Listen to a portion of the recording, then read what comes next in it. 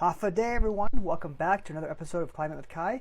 Today, we're going to break down what this term ESG means, why it's important to understand the basics, and how it might even save your butt one day. So, ESG, no, not your everyday street gangster, but something far more unforgiving.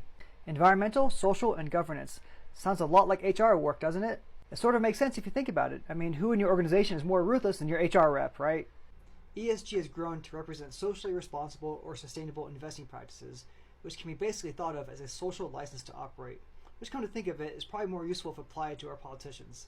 So let's break it down a little bit more. Environment refers to things like pollution, air quality, emissions, and waste.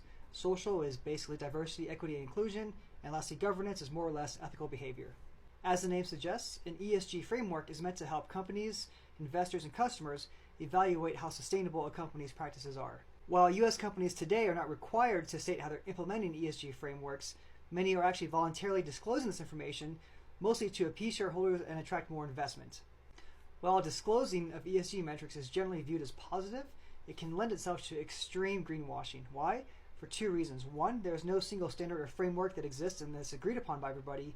And two, it's difficult to impossible to verify these metrics reported by companies.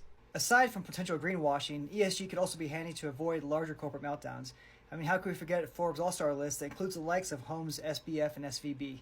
Well, ESG sounds like a really good idea, but the reality is ESG programs are very difficult to implement.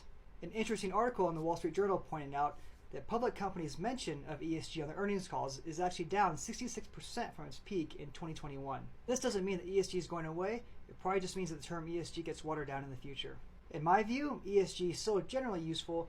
I think organizations just need more guidance or regulation to help be more transparent about the process.